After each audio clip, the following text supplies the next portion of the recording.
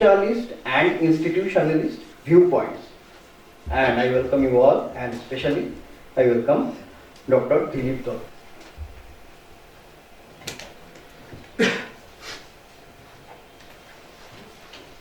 Thank you, Vice Principal Maharaj. Thank you, staff in the Economics Department.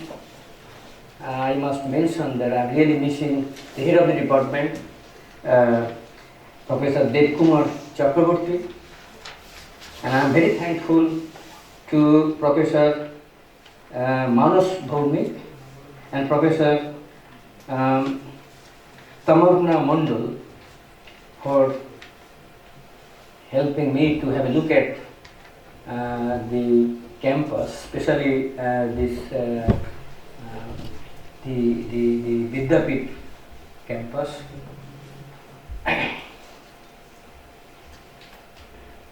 As I understand that most of the students here are at the college level, so I have decided not to give a seminar on any typical paper, typical economic paper. So what I will do, just for the sake of some clarification of few concepts related to economic development for the students, first year, second year, third year students. Now, as you could see, that the title and overview of economic development from structuralist and institutionalist viewpoints. So what I have avoided there, I could have said structuralist and institutionalist methodologies. Whenever I go to the methodology, then it will be a little bit abstract and difficult at this level. So I have decided to avoid the concept of methodology as such, but I will be touching here and there a little bit. And other than that, so basically this presentation is as if a presentation for the students. You could say it's a students. That's one of the topics like this in a series of lectures under development economics.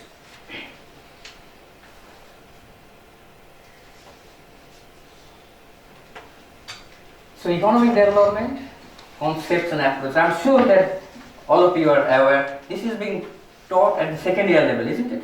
Here, second year level. So therefore, if you think that it's becoming a little bit more same stuff, so you can tell me, then I can go beyond that feeling very basic level to a little advanced level. Let me know. You all, I know all sorts, we know all this type of things. Please just go ahead at a little bit higher level. I'll be happy to do that. Now, when you talk about the economic development, you can think of considering from these three levels, global level. At the global level, economic development is considered to be as if sort of uniform from the point of view of the global institutions like World Bank, IMF, and other research institutions. So that means they don't really distinguish between the a group of countries which happen to follow similar type of ideology.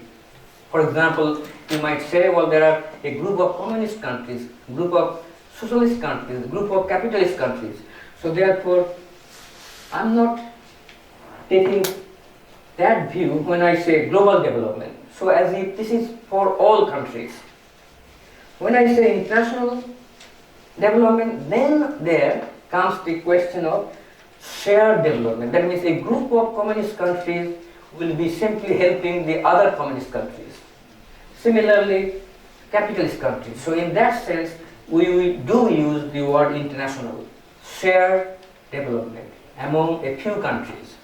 And then obviously, if you look at any individual country, then we talk about the development of the specific country. So in that case, national development.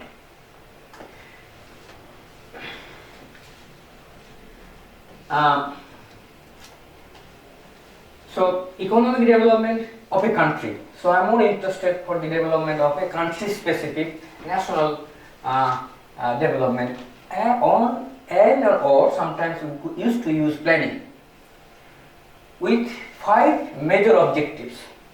What are those major objectives? That a specific individual country is developing when per capita GNP, gross national product, is increasing. So that's why I said increasing function of at least 5 major objectives. That means when GNP increases, we say development is taking place. So that's why increasing function. When employment opportunities increases, we say country is developing. Socio-economic equity and digital provide. Now, socio-economic equity, it could be equity of income, equity of assets. Now, when you talk about the asset, mainly for the developing country, we say land management or land distribution. The major asset land, which is not the case for the developed countries. They don't really have that kind of need for the development of redistribution of land. It's already done. Digital provide. Well, now this has happened from 90s and onwards, that countries should have access to digital technology, specifically internet. We know that mobile is very popular all over the world now, and the use of mobile, you must know that it has increased at a very high rate in a very short time. But that is not the case for the internet access. So therefore you will see in many developing countries there is inequity between the rural sector and the urban sector. Like that. So therefore we also expect the digital provide, that means provision of digital facilities to the people, irrespective of whether they live in urban area or village area. So that's why we call digital provide, just like opposite of digital divide. Because countries are digitally divided, we want to make sure that the countries should have the provision of digital facilities at different geographical areas like urban or villages. The other one is, oh my gosh, this is what I need my Then economic and political independence. You must not forget that the developing countries mostly got independence after the Second World War. I come to that in a moment. And before the Second World War, almost all developing countries had been colonized. And you will be surprised to know that few European countries had colonized almost 90% of whole world's geography, 90%. Africa, Latin America, and Asia, whatever you call. So those countries had been colonized mostly by European colonizers. So what I mean that when after the Second World War, the individual countries had been decolonized, they definitely would expect that no more control by the external colonies. So that's why it is expected that the economic development will take place when economic and political independence increases. And then obviously we would expect that the country will have policies related to environmental protection, and that is also part of the economic development. And one thing I'll come in a moment. Just before that I must tell, when I say economic development, it includes economic growth. But economic growth is basically focused on only for increasing GNP per capita. Vice Principal Moras gave a very nice talk about some of the facts in a very summary in a very summary way, very, very nice. So I really like that little talk which Vice Principal had given to you. So origin of development economics and or studies. Now development economics. What's the difference between development economics and development studies? When I say development economics, it's a bit more theoretical, and then you tend to apply data to get some empirical result. But when you talk about the development studies, we basically talk about the history, how the developing countries have been developing without being bogged down into the concept of theory and econometrics or the estimation using data, so on and so forth. So therefore there is a basic distinction between development economics and development studies. So as I mentioned, that origin of the concept of development economics as a subject or development studies as a subject goes back to the post-Second World War period, when about 120 colonized countries had been decolonized. 120, covering almost 90% of the world's geography. So, level of development and or underdevelopment usually identified by the degree of three concepts: poverty, unemployment, and inequality. Obviously, we would like to say that if it is still poverty is dominant, then that means the level of underdevelopment persists, and so on and so forth. So there are the three areas we would like to take care of to reduce poverty, to reduce unemployment, to reduce inequality of income and assets. So we also try to make sure that when you talk about the economic development, which is not really enough, it's just a subset of the societal development. So therefore we would expect a country which is being developed, not only development is taking place at the economic level, it must also take place at the cultural level, political level, social level, religion level, and so on and so forth. So that's why societal development. So therefore, societal development is very comprehensive. Economic development is a subset of societal development. Now here, just to give you some idea from International Monetary Fund's classification of countries, all different countries, both developed and developing. As you could see, number one is the grey color.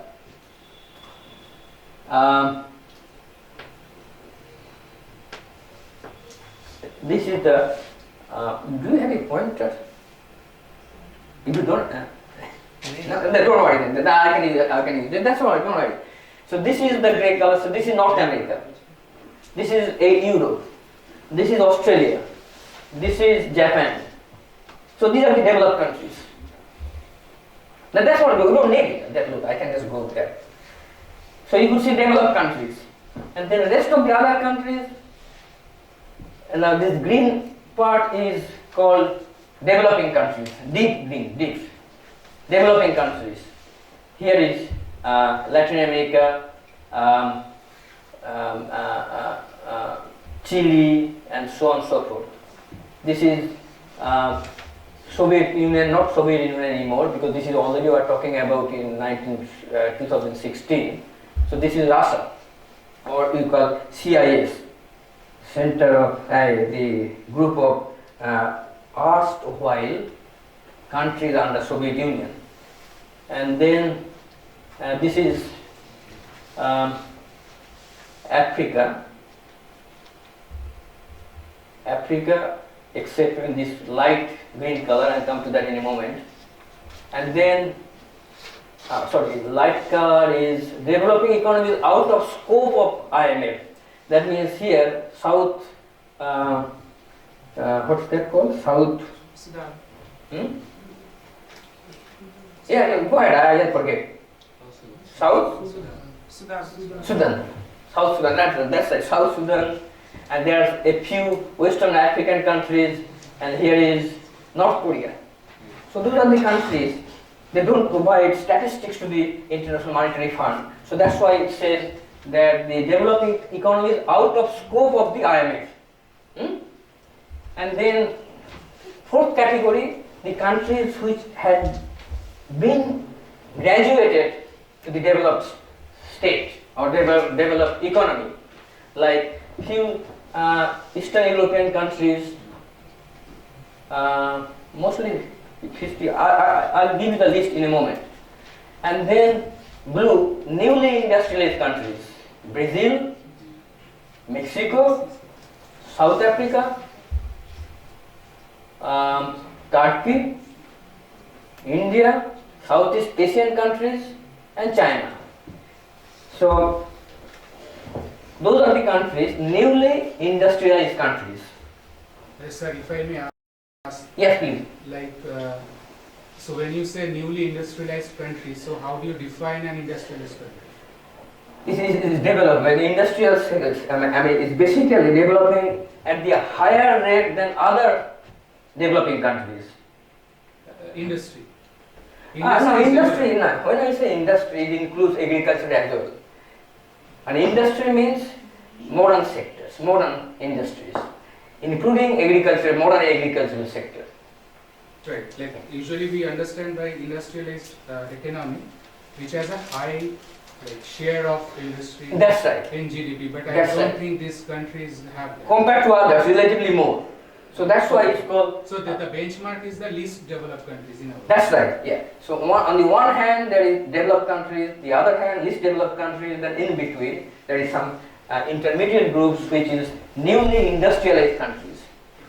And then, so I'll come to that red colored one in a moment. So this is the overall picture of the countries which are classified under different groups. So this is the red colored countries which have graduated to or trying to get into that stage.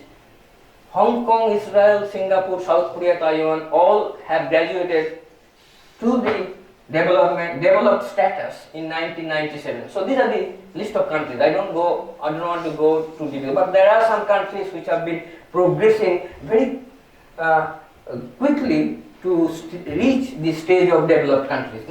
So that's the red color. So if we go back to yeah. So here only few countries. Here, and perhaps it should have been here somewhere. Newly developed countries, in Hong Kong and South Korea and others. I don't know what happened. There's so little, perhaps it's not there. It's there. Hmm? It's there. Is there? Can you see that? It's I can't see. It's really small.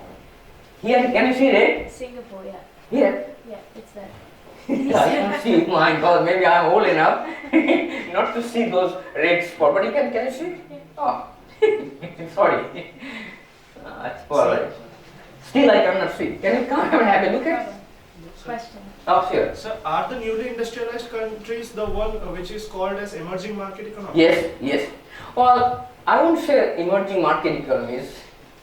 That's another category, a subset of the industrializing, newly industrialized countries. Emerging market economies, like for example, in Eastern Europe, there are some countries which were basically under Soviet Union, centrally planned countries, but then they are also emerging, not necessarily market economies, but it's a mixed economies. So therefore, when I say market economies, for example, there is a debate whether Poland is going to be called as an newly industrialized countries or emerging market economies. So they are not fully market economies. Okay, thank you. Here it is. That's good. This is a new toy. So this is how it is. So is it okay? So can you see the difference? When I say emerging market economies, Moral simply says, well, neoclassical, very appropriately he mentioned about the mainstream neoclassical economics. I did not use anything like that at this moment because I am trying to avoid the methodology. So he is very right. I think I must be using that word as well, neoclassical economics, which you could see the handout which I have given to you. There are three categories of methodology. One is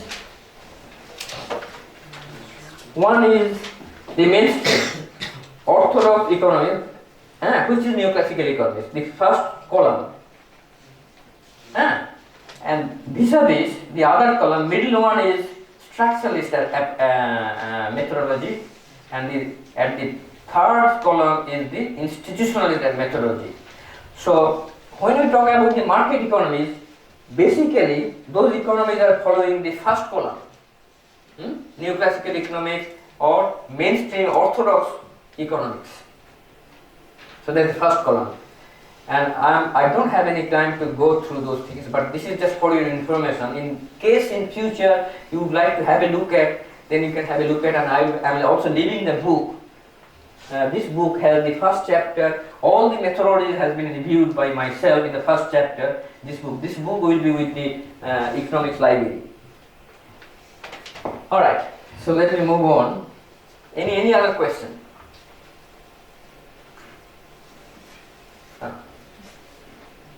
I think you still use. সবুজটা sir Oh, so no, that's for the point. But if I want to go move on, right? ওটাতে হবে না এখানে হবে না না? আচ্ছা ঠিক আছে। আমরা এখানে যেতে হবে এটাতে। So sorry. Should I ask someone to stand there and change the slides? No, I'm used. So these are the red colored economies. Very few countries which have graduated at the level of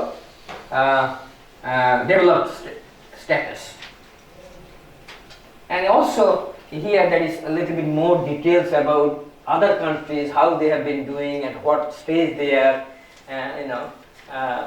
These are also from the World Economic Situation and Prospects of 2019, published by the United Nations. Bhutan, Sao Tome and Principe and the Solomon Islands were recommended for graduation. Still, perhaps it didn't get that status for many reasons. Now let me go to so what happened in 2016, that the World Bank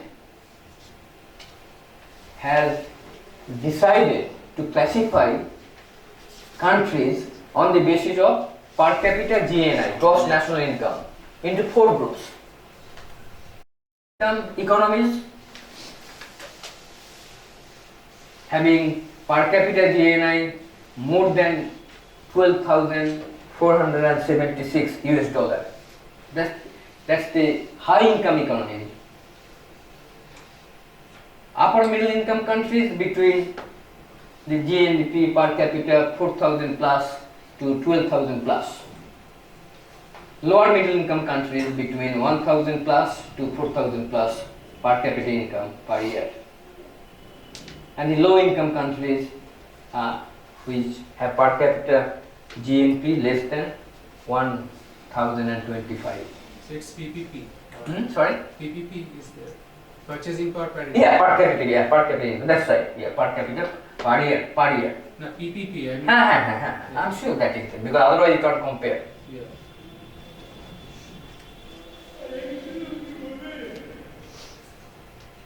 So as I mentioned earlier, economic and or societal development, although we are talking about the economic development, but unless we take into account the other level of the country, so we really will miss out the development at the other levels, like social levels in particular, and also environment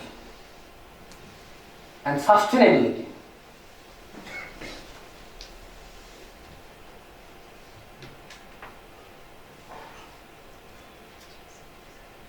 So how do we say that the country is developing economically or societally? Now, I am not telling socially, because social level is one part of the society. When I say societally, that means it covers culture, religion, polity and everything. So the realization of the potential of human capability to the fullest extent. So that is the thing which we are now moving towards to make sure that we bring the concept of human capability. In the early stage of development economics, the focus was mainly on the capital formation, non-human capital formation. But then in the later stage, slowly and gradually, we were trying to look into the human development. Not just the capital development, we need also human development. So therefore, the realization of the potential of human capital to the fullest extent is what one country should look for.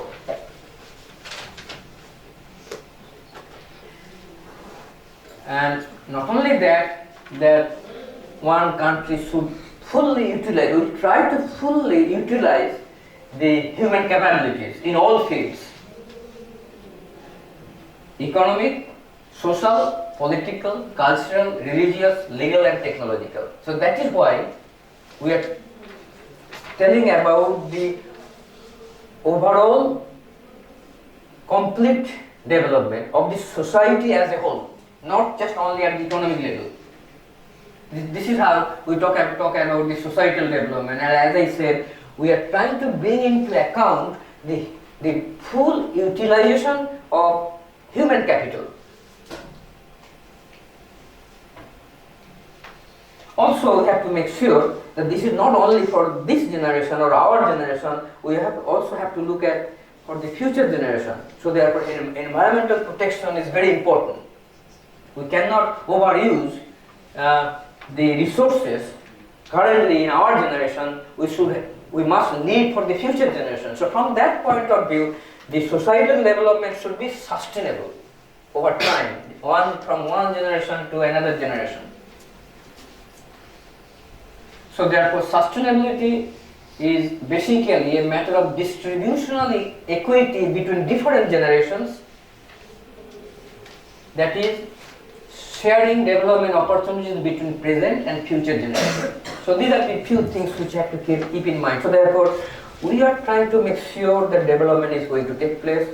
We have started with the fact that capital goods have, in fact, if you go back to Soviet Union development, the very idea was that, well, we must make sure that the capital sector should first grow, which eventually will help to produce consumer goods. But those things have been in the past, in history.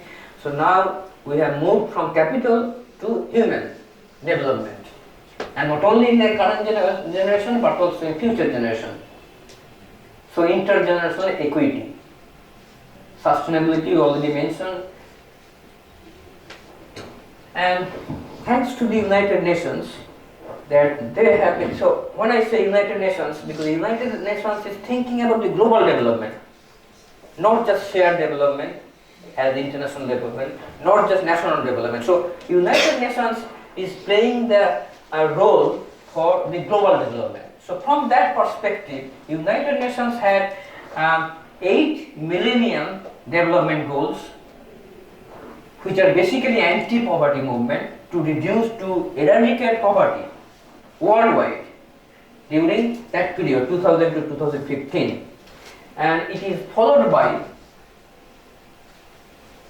well, so what has happened under the Millennium Development Goals? Well, there has been some development progress, no doubt, but as you know, that countries are heterogeneous, the political systems are heterogeneous in different parts of the world, from one part to another part. So therefore, you cannot expect to have complete development, global development, as the United Nations had expected under the Millennium Development Goals. So therefore, there has been uneven achievements, no doubt. There have been some shortfalls, but still, we could congratulate United Nations to say that overall it had been successful to get the task done, global task done by the United Nations. Whatever may be the drawbacks, but it is in right direction. It was in right direction. Later on also another United Nations led program had been introduced, which is called Sustainable Development Goals. 17 Sustainable Development Goals. That means not for just only one generation, but also future generations, and also from the global perspective. To end poverty, worldwide poverty, to protect the planet, Earth, and ensure prosperity for all over the next 15 years, from 2015 to 2030, which is now ongoing. So this story which I have said to give you some idea that when you talk about the development, it could be global development, it could be international development, it could be national development. Clear? Now we are going to give you a little bit idea of how the structural and institutional factors can be taken into account in the concept of development. Here we need to distinguish between economic growth and economic development.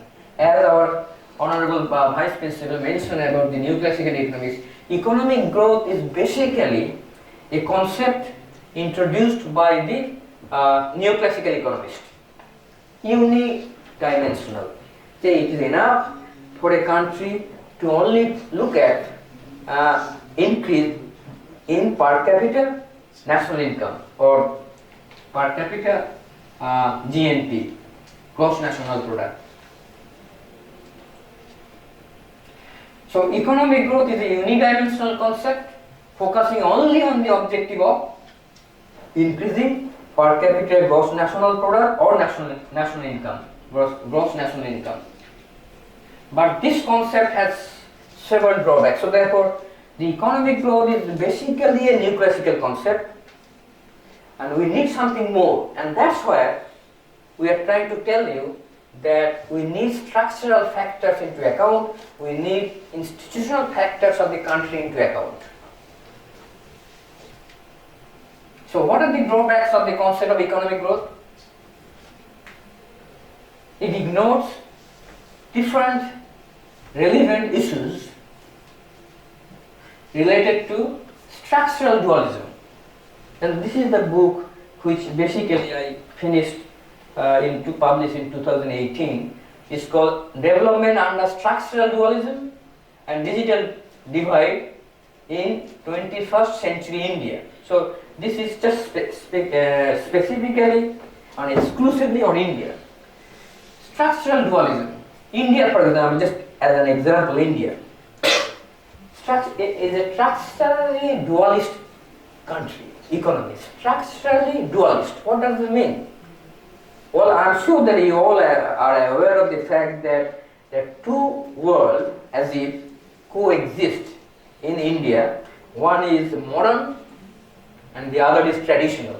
Sometimes modern is called capitalistic, organized or formal segment of India. For example, the corporate sector, government, so those are basically in the formal sector. I call it a both segment, because when I say sector, you might say consumer goods sector, capital goods sector, so not that concept, but segment, geographical segment, you could say. So structural dualism is therefore a concept when a country is divided into two worlds, pre-capitalistic and capitalistic, traditional and modern, formal and informal, organized and unorganized. So whatever name you give, because Indian publication at the government level, they do say organized and unorganized. In other parts of the world, they say formal and informal. In these capitalist countries, they say capitalistic and pre-capitalistic, and so on and so forth. So they are dualistic. That means divided into two component the whole. When you go outside the of your home, for example, you will see that two worlds are coexisting. In one place there is Reliance, that's where I buy sometimes, Reliance mart is a shop which is under formal segment, and then side by side there are people who are selling fruit and other things on the street. So that's the informal part, unorganized part, pre-capitalistic part. So therefore, in that way, you won't see that much in the developed countries. Very rare. I'm not saying the developed countries are fully developed. There are also some components here and there in developed countries, but it's very insignificant percentage.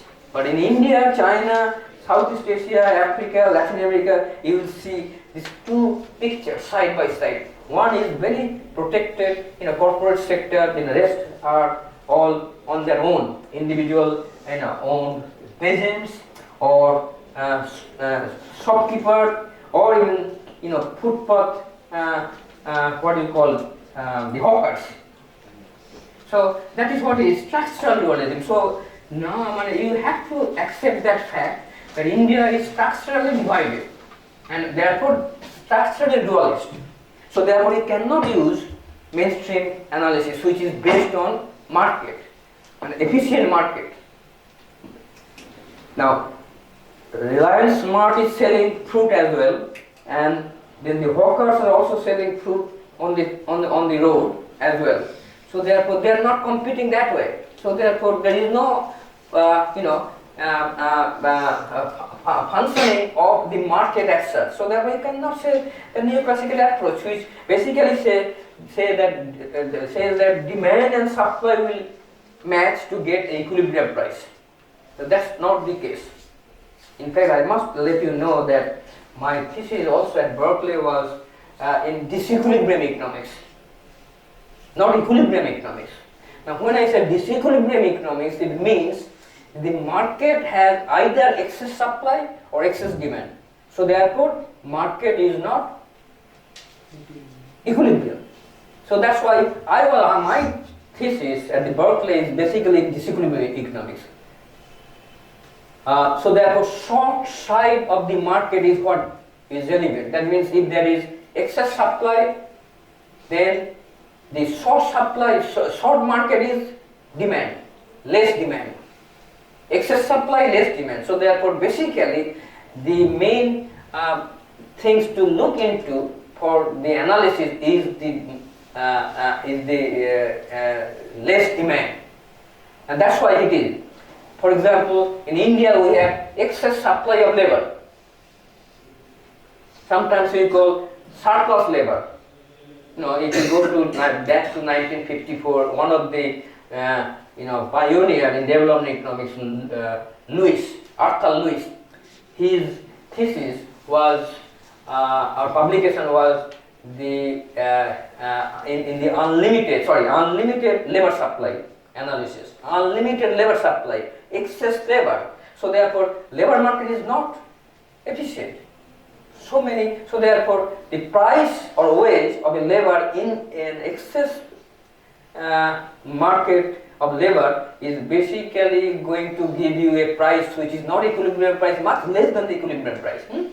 So anyway, structural dualism is very important for the structuralist to work on the analysis of the developing countries or either the emerging economies or the least developed countries.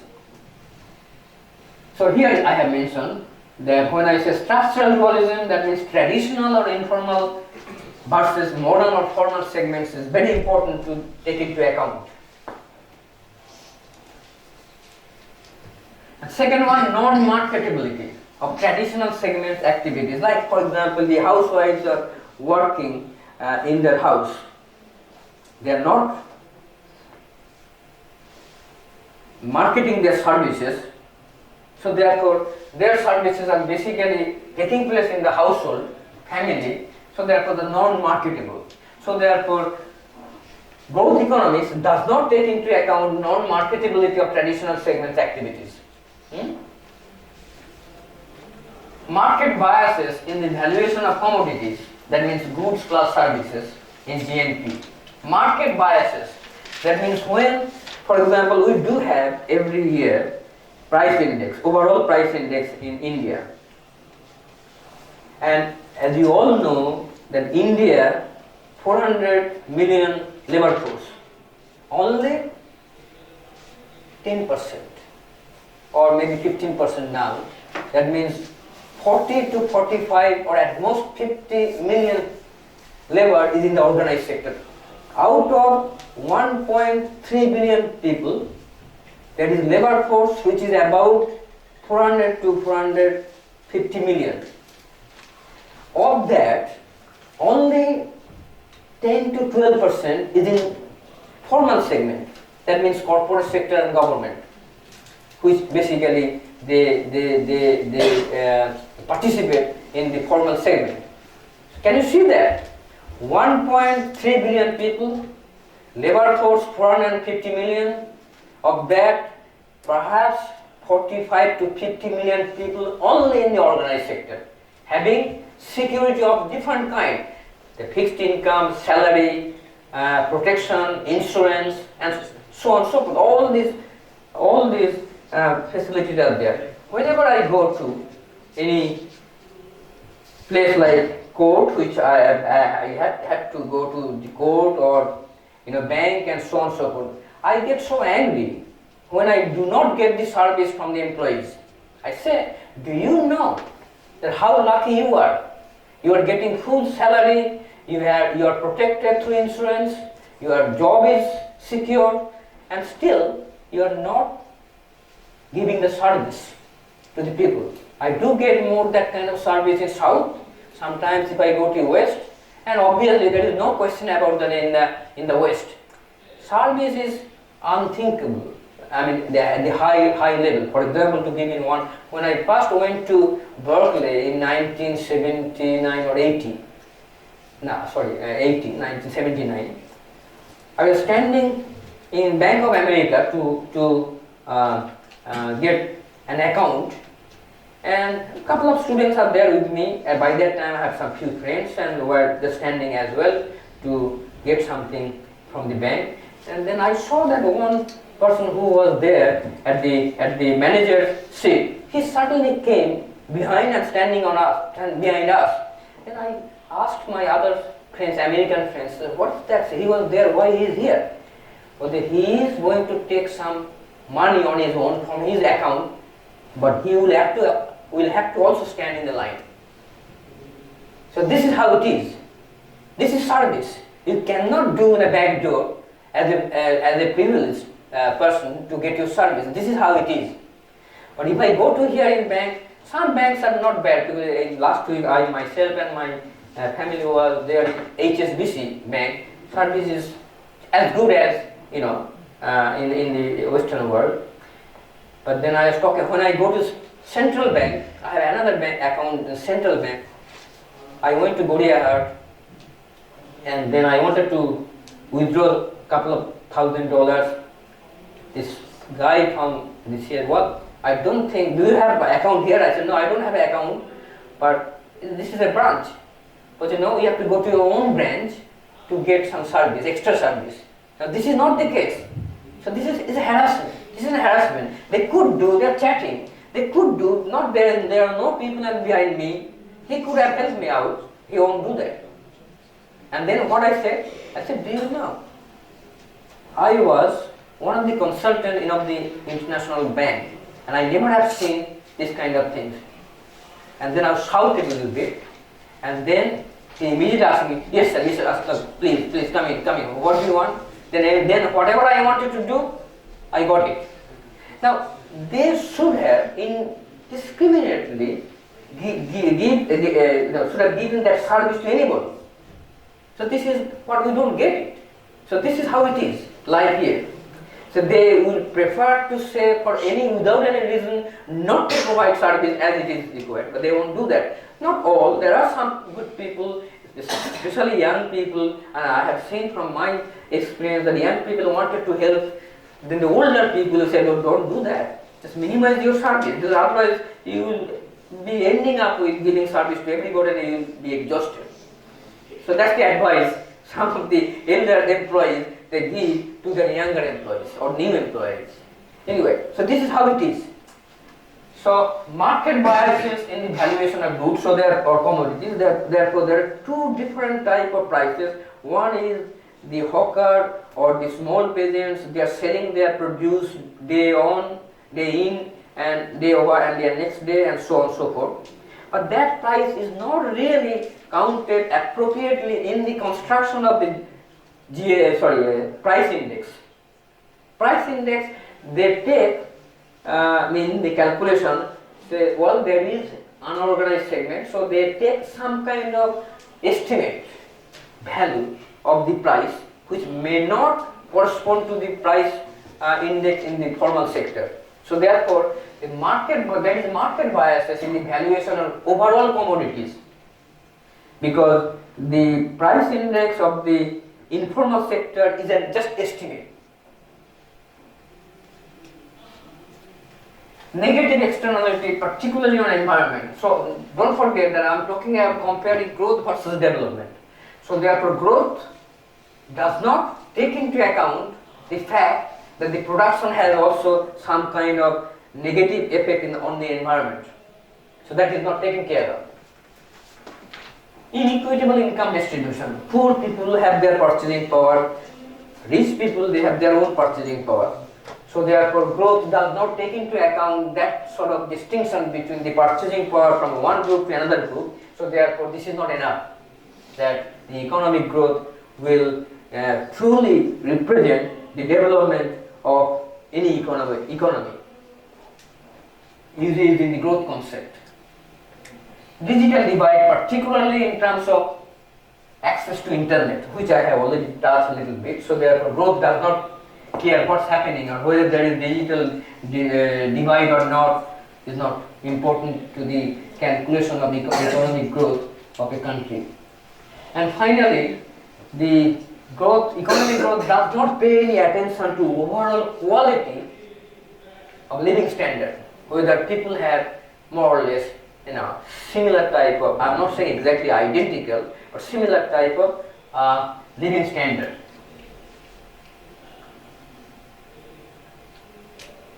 So what is therefore the concept of economic development is multidimensional, unlike the growth which is unidimensional.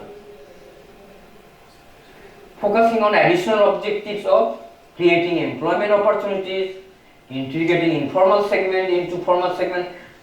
That's what I said in that book, which I finished in 2017 and published in 2018. My data shows that the integration of the informal segment into formal segment has taken place very slowly. For example, if we say that in 2010, about, let's say, 80% of the Indian economy is in informal segment.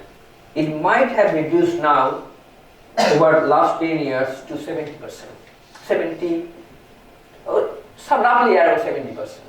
That means 30% is in the formal segment. That means a part of the economy has been integrated into the formal segment. Maintaining economic equity and social justice is very much taken care of, at least from the concept of economic development point of view, unlike economic growth. Reversing environmental degradation, that means make sure the environment is protected. Guarding economic and political independence, almost obviously we are no longer colonies, and therefore we don't want to be any more colony.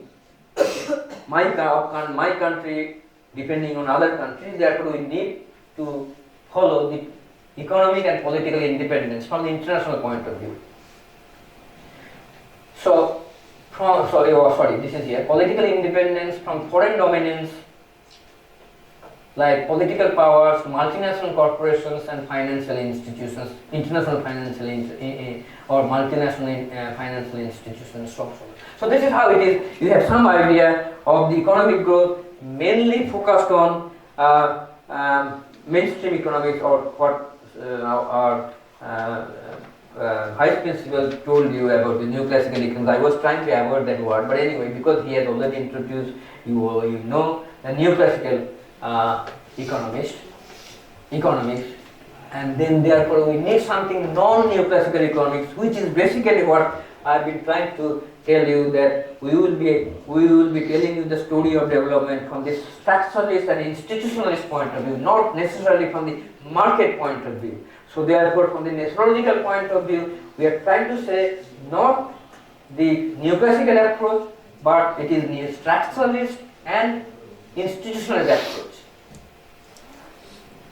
The other thing, sometimes in economic development or development economics, we try to introduce the concept of modernization, which is growth oriented, and societal transformation, which is non-growth oriented or focused on structuralist and institutional approach. Look at the economy, look at their heterogeneities, look at their different contradictory components at different levels, economic level, social level, political level, and so on and so on. It cannot simply homogenize, but the modernization is basically a concept which is based on homogeneity. So what is that modernization? Basically, to tell you this very quickly, the modernization simply, it was in 60s and 70s when the development in economics was being developed as a subject. So at that time, the people from World Bank has changed from 1990s, but before the World Bank, it was a puppet of the developed countries, because developed countries is basically the countries who are the main donors of the World Bank. At that time, the suggestion was of the World Bank, well, why don't you follow the West? How they have developed. But they don't say that the world has developed on the colonial resources over 100 years. Slowly and gradually, they have ripped off the developing countries over 100 years, more than 100 years. And they have taken all the resources from the developed colonies to the center, or the colonial masters country. They don't say that. So the same kind of mentality was there at the early stage of development, when the development economics was being formulated and developed slowly and gradually. They were saying, well, why don't you follow the Western method of developing countries? You can't do that, because it says that modernization is basically trying to introduce the processes which the Western country has developed. So therefore, modernization is a combined process of urbanization and industrialization. That's how the developed countries have developed, or make the country urban as much as possible. If you go to the developed country, you will see there is no muddy road, at least in the cities. All are concrete. All are concrete. And not only that, if you go to Boston, for example, you will see at that time the eastern part of the United States had developed very much, very quickly, with resources coming from other countries. But don't forget, the USA was not directly controlling colonies physically, as Europe had done. So what America had done in a tricky way is called neo-colonial. That means we won't go to your country, but we do have some kind of financial and other trick. We will trap you, and therefore you just come to us for credit, and we will charge high credit. We will ask the World Bank or IMF, which is basically very much influenced by the Western countries, specifically United States and the Western Europe. So therefore they know how to get the developed countries trapped. So therefore their process was urbanization and industrialization. Also a process of making traditional societies and their cultures and individuals receptive to what? To the growth of the tested knowledge in the West. That means follow the developed countries has developed. So that is how it is. Receptive to the growth of tested knowledge in the West. But it doesn't work like that. And as a result of that, what has happened? We had slum. In the developing countries, Latin America, Africa, India, China, Indonesia. China is not that much, but because after all this is a communist country, they are very careful at the beginning. So therefore we have slum. People are moving from a village to the cities for the sake of for the search of job, and they started sleeping on this road. They started making some kind of makeshift houses, very fragile houses, and that's how the slum had been developed by following modernization, which is basically the process what has taken place in the West in the past. So that is a part of modernization. Emphasis more on material development, urban development by and large, and less on human development. The thing is that in the developing countries, unfortunately, I would say from that point of view, that huge labor surplus, and you cannot overnight make them educated. Resource is not there, but the West has done in a tricky way by getting all the resources from the colonies, and then they have used that resources to make their own people educated very quickly by establishing educational institutes, and over time from the 1776 when the industrial revolution started, 1776 and onwards.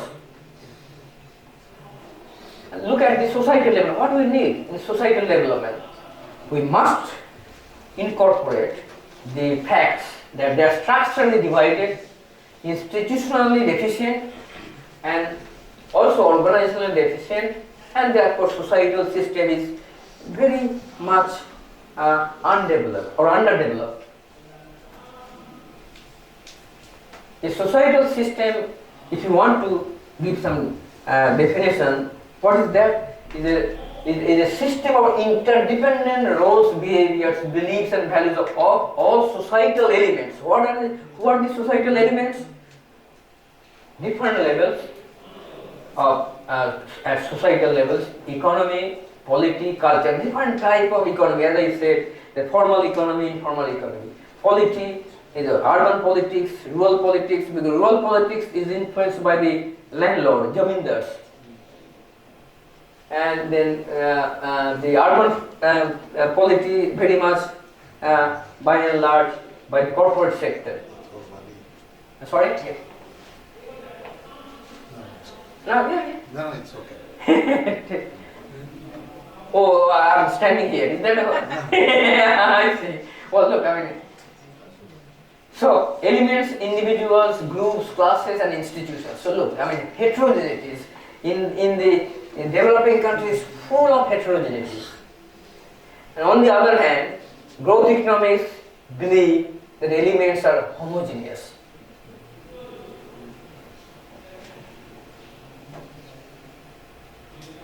Measuring economic growth and development, let me very quickly. So we all know how economic growth is developed, is measured. I will focus on the Human Development Index. We know growth rate is measured by average national income per capita. Distribution is measured, distribution of income and asset measured by Lorenz curve and Gini coefficient. But then Human Development Index, which is pretty much being introduced in early 90s, last century, 1990s and onwards. Human Development Index, which is that the simplest Human Development Index is that you use 1/3 of each of these three areas: income index, health index, and educational index. Income index is basically your national income per capita. Health index is basically the mortality rate, and then education index is some kind of index, I think up to primary education or maybe early. I don't exactly remember now what is new. It used to be only primary education, but now it has changed a little bit. So these are how the Human Development Index has been introduced. Lorenz curve and Gini coefficient are the measurement of income distribution. HDI is a measure of human empowerment used as country's HDI index. So, a Human Development Index is a measure of how socially, economically, educationally the country is moving, and therefore you can compare one country with other using HDI index, Human Development Index, and therefore you can rank. Alright, so what we need, the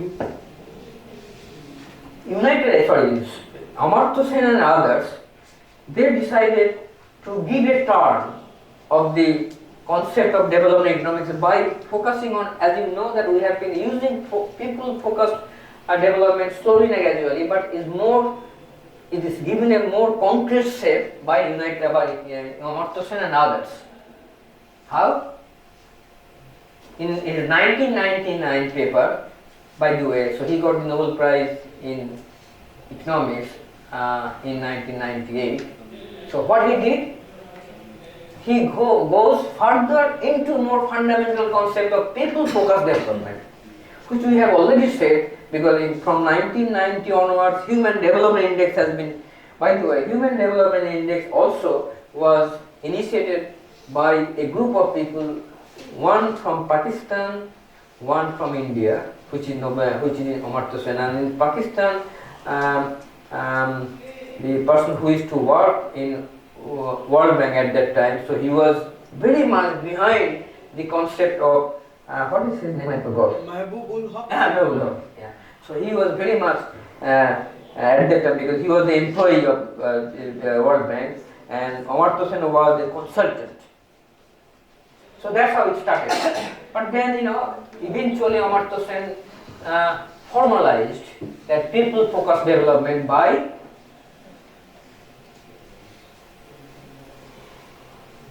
a concept, by introducing concept like growth as one of the objectives of development is a measure of means of development that people may have. But it does not say if all people could achieve their aims, day-to-day aims. Well, I want to be educated, I want to be physically fit, I want to be educationally literate, and so on and so forth. So these are the aims. And means is obviously per capita income of individual. But when we say growth, it does not mean that whether every individual is getting the benefit of economic growth. So therefore he introduced this concept. People value their ability for doing certain things. I want to be educated, I want to go to school, so we do value individual people having that ability. And therefore, to achieve certain things, I want to be well nourished. I want to be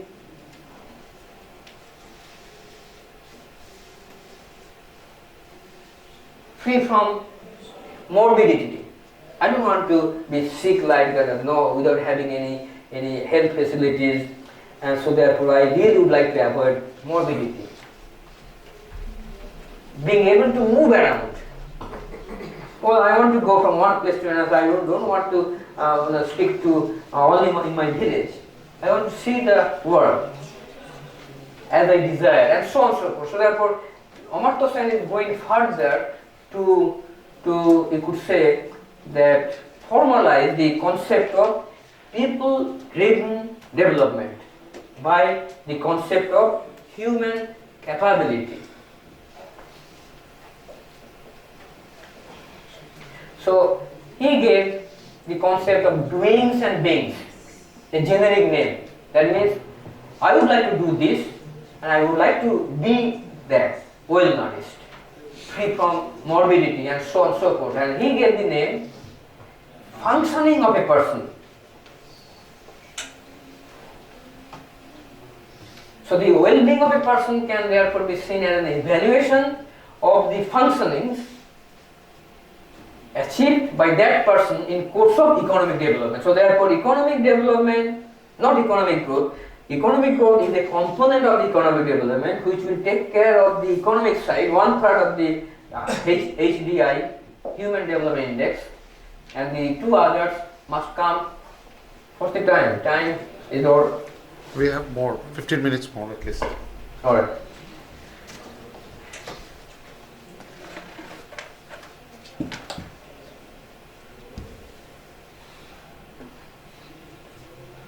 So this is basically the gist of Sain's concept of functioning.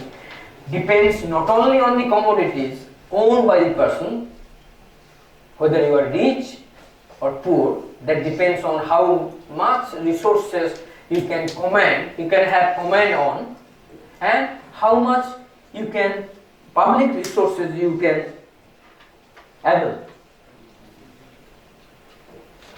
So therefore, those will make yourself capable of using those resources to make yourself develop in a individual, at the individual level. So he defined development as a process of providing people with real freedom, not just simply by saying, well, today, for example, day before yesterday, we had the budget. Now, budget might say many things. Well, we would like to do this, we like to do that every year. But then if you take a longer view, then you can see a trend under different regime. They can tell you that whether really you are going to spend certain more percentage of your budget resource on education, for example, or on health, or on defense, and so on and so forth. So therefore, real freedom through various opportunities, rights and or entitlements. So he was focusing on, Sen was focusing on, you have the right to get the support from your government. So therefore, make sure that you take care of, you take advantage of that availability of resources provided by the government or state. He identifies the development process inclusive of both the primary aims of development having constitutive role. That means enabling role. That means income, for example. That you must have command on income. That means you have the opportunity to earn income on your own. So that is the constitutive role. And the principal means of development having instrumental or provisioning role. You have some income, but how you can be using that income to fulfill your objective of development. So what he has missed out is that he talked about the rights, no doubt of that, that's important, but also individual must have some responsibilities. You know, I mean, for example, I heard the other day in our village that people get some free ration from ration shop, but they don't like perhaps the quality of rice that they sell in the black market. Now, well, obviously everybody has the option to do that. I'm not blaming anything. I say this is how it is. Either the government is not aware of the type of food they provide through the ration shop, and how that food is going to whom. And for example, nowadays, as you know, everybody is having a house. When I go to our village, I see a rich person has also got money for a house. That family perhaps does not need it. But what have they have done? They have used the money and they have done a family next door to my house. I can see from my home that there is a house sitting down there in their garden, nobody is there. I said, why have you done it? Well, the government gave the money, so I just use that money in that part of the vacant land, and that is there. Just nobody is staying there. So this is a misuse. This is a misuse of the public resources. So what they did, because they have the right to get that fund, and therefore there. But is that enough? Having the right, but we have to have some responsibility as well. So Now, although I'm not taking the economic responsibility as such, but then because it is people-specific development or people-centric development, so I have been working on from 2014 and onwards. I had a conference because 2013 was Swami Vivekananda's 150th birth anniversary. Yes, so then I had a conference at Sydney University. You might know now, the person is very famous from New York, Swami Sarvagananda. Sarvapriyananda. He was there as a young man at that time, 2014, so 9 years back. So he just came to my office as he was calling me sad. I said, look, I am not, you are a monk, so don't call me sad. My name before going to New York, he was right here, and Yeah. he was closely associated with this college. That's right. So what I'm trying to say that, I had that conference and I have this in my own journal. This is my journal. It's called International Journal of Development Issues, which I started publishing from 2002. Firstly, 5 years from the University of Sydney. But then I cannot have my free time to do everything. So therefore, Emerald, England-based Emerald, they approached me whether I would be interested to give them the option to publish from their name. I agreed because I cannot do myself everything. So therefore, this is there, and that's the conference outcome was published in my journal. I did not want to publish in my journal. When I called Emerald, that look, I have a very solid papers, conference proceedings on economic development. Can you give me a journal name so that I can publish as a special issue?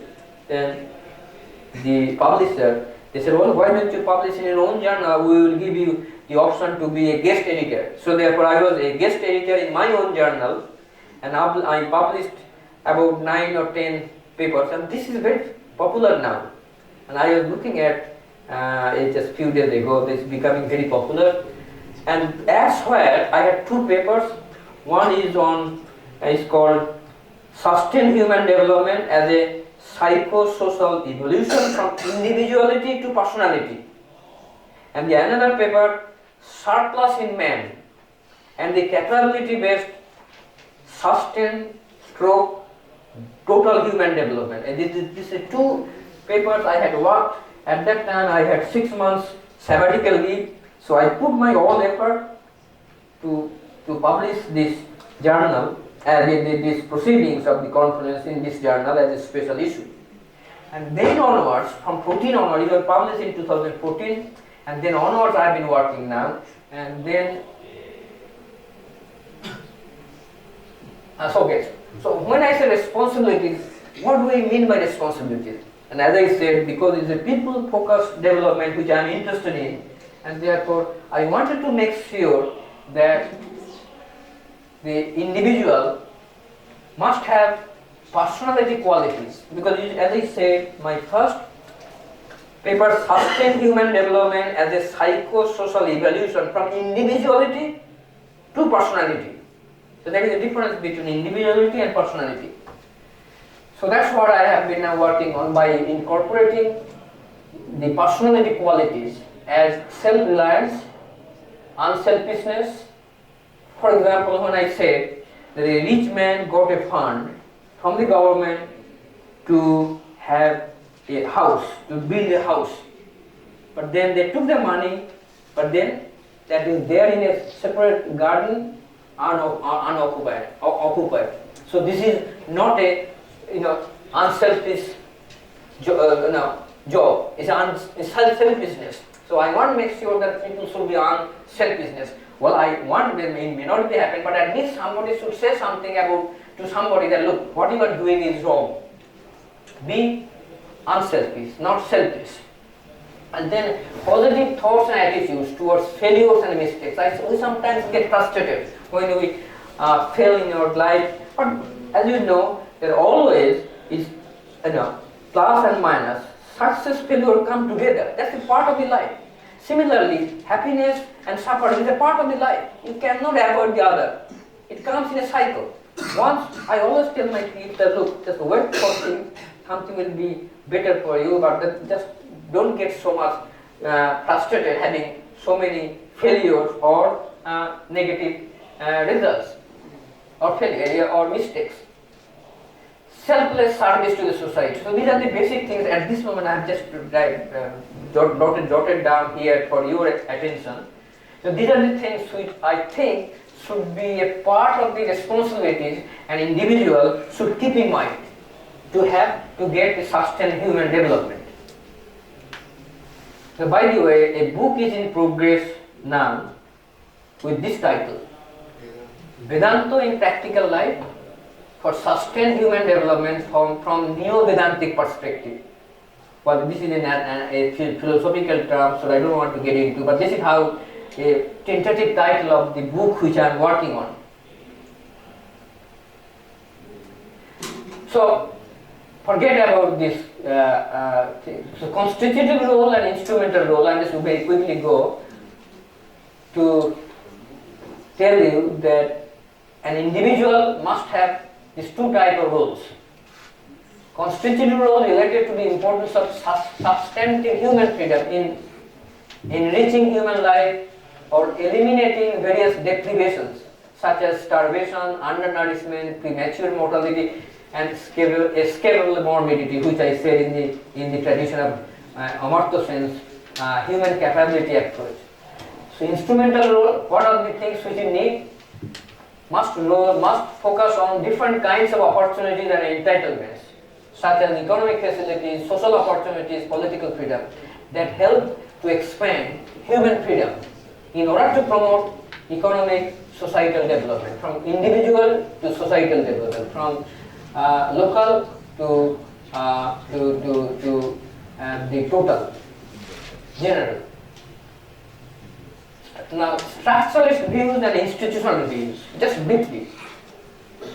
Structuralist views, free market price mechanism is inadequate in less developed countries. Why? Because there are structural rigidities. Just like, as I said, the labor force is divided between the organized labor force and unorganized labor force.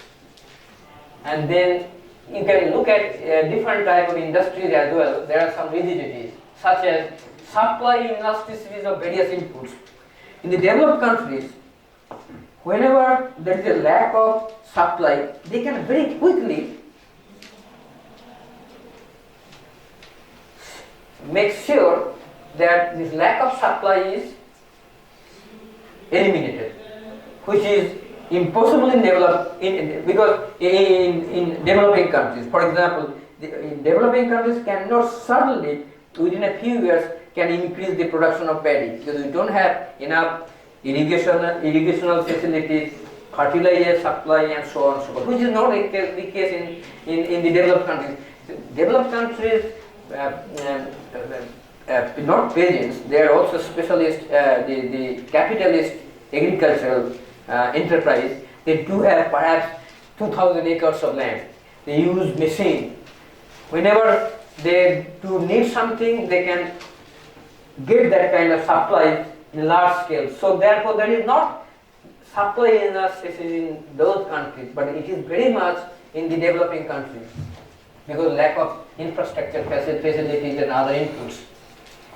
Limited ability of surplus labor absorption, as I said, only over time, only perhaps 5 or 10% of labor force has been absorbed in the formal segment of our dualistic economy. So therefore limited ability of surplus labor absorption, not enough job, in other words. Indivisibility of social capital. Now, for example, as I said, that if we have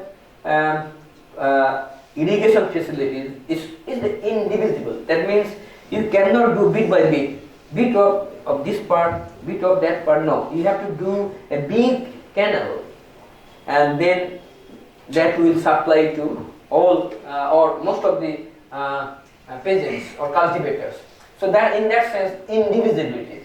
You cannot do bit by bit, at marginal way, develop social capital, irrigation, roads, and cold storage, and so on. I'm talking about the agriculture. Effective demand efficiency. This is very important. Now, in macroeconomics, you know about aggregate demand, which is neoclassical approach. Effective demand, which is backed by purchasing power. For example, poor people, they don't have effective demand because they don't have income. So therefore, purchasing power either limited or zero. So therefore, that in that sense, is effective demand is deficiency. Efficient effective demand in the structuralist view. Lag in agricultural production. As I said, that in the developed countries they can somehow manage to get water supply very quickly, and in fact, as we know that we do get in Australia or America all throughout the year all different type of vegetables. Here we do get cauliflower only in summer. Now it is perhaps changing, but that has been there for decades. Supply of cauliflower whole year, and here we are dependent on season. So in that sense, lag of agricultural production. Institutional view is basically identified by the dynamism of technological, or sometimes we call instrumental, progress. The very core idea of institutional is that it's basically American idea. In 1930s or 20s, there are quite a few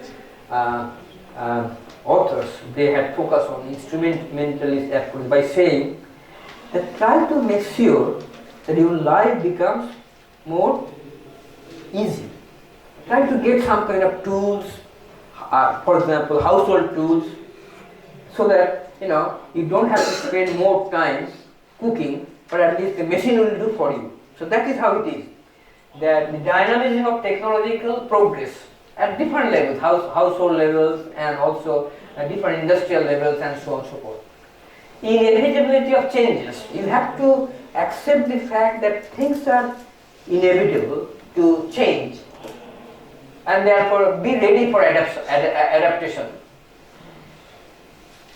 The resistance of institutions. Now, this is very important. Resistance of institutions, ceremonial for economic development. Whenever my friends they go back to Australia, or when they used to go back to America, they used to say, oh, look, in India things do not move. And today this holiday, tomorrow that holiday. So that means we focus more on ceremonial aspects of life. Well, tomorrow I have Ganesh Puja, tomorrow I have Saraswati Puja, tomorrow I have this Puja, tomorrow I have that Puja. And on the other hand, I have to go to the bank to get some money. Because of that things I cannot get it. In the Western world, only few holidays. But in developing countries, they do have ceremonial facilities, so many that you do have more holidays than the open days, market, as I said. So this is a part of the negative aspect of institution. This is the negative aspect of institutionalism. So what are these resistance of institutions, ceremonial for economic development, for power, for prestige, for force, for even for fraud. There are so many god and goddesses are on their home. Those are fraud. Under different trees, somebody decided, well, look, why don't you have this spot for us? Let's get a god or goddess here, and then we worship them. Rubbish. This is rubbish. This is rubbish. This is rubbish. So my wife is saying, don't say like that. Can you see that? I don't agree with that. That's not nice.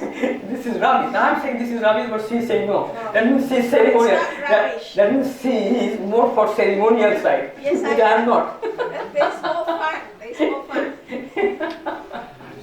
Alright. So I think I'm able to finish now. So I know that you guys are.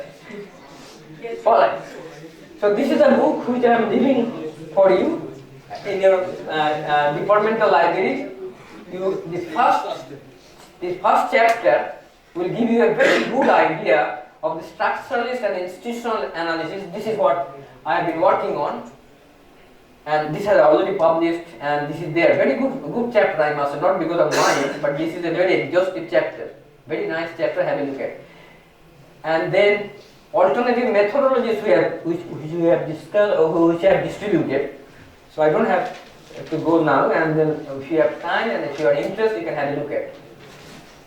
And this book, as I said, is a recent book of mine, and this is on China and India, and more specifically, mostly on India, apart from the first chapter, which has a structural comparison between China and India in the globalized world. And then Colleague, Professor Samogna Mondal, to conduct the Q&A session. Dr. Dotto, if you have any question, one by one, you can ask, or you can have any comment also. If you want to make any Yes. comment, not necessarily questions. or anything you want to know. And yes, please, yeah. Good afternoon, sir. So indices are very important in terms of measuring economic development. But indices are based on the data that we get from countries. So how are these data collected, and are there any method for verification processes?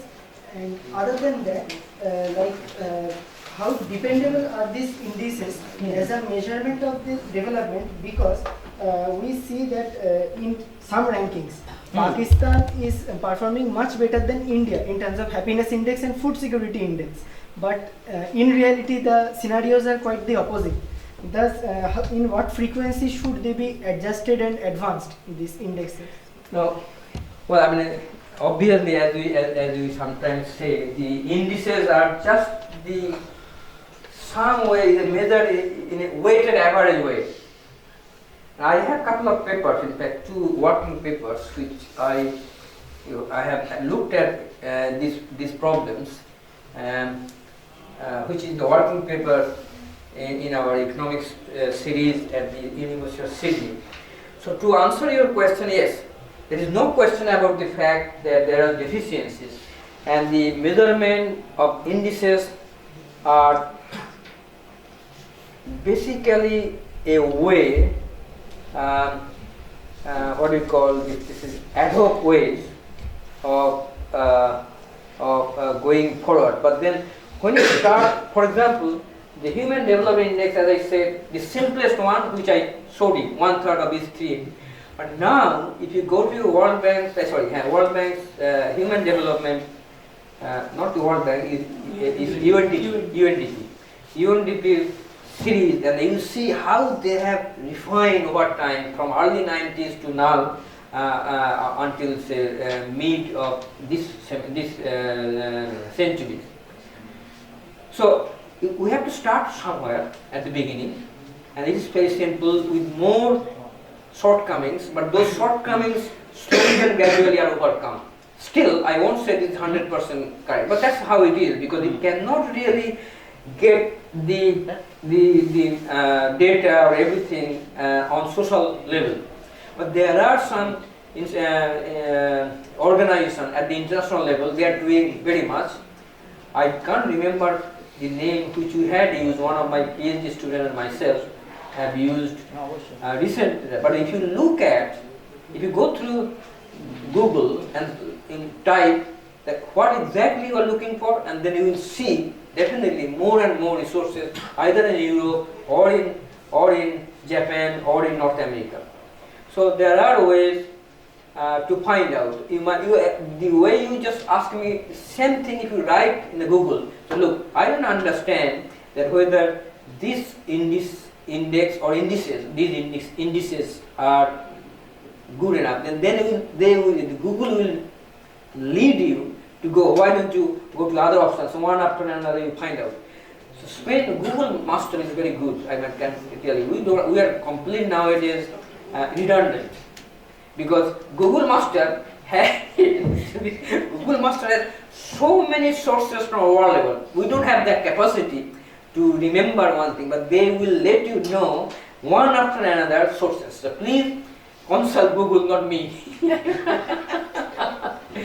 But I'm telling you, this is how it's going on. And the other, what's the other question?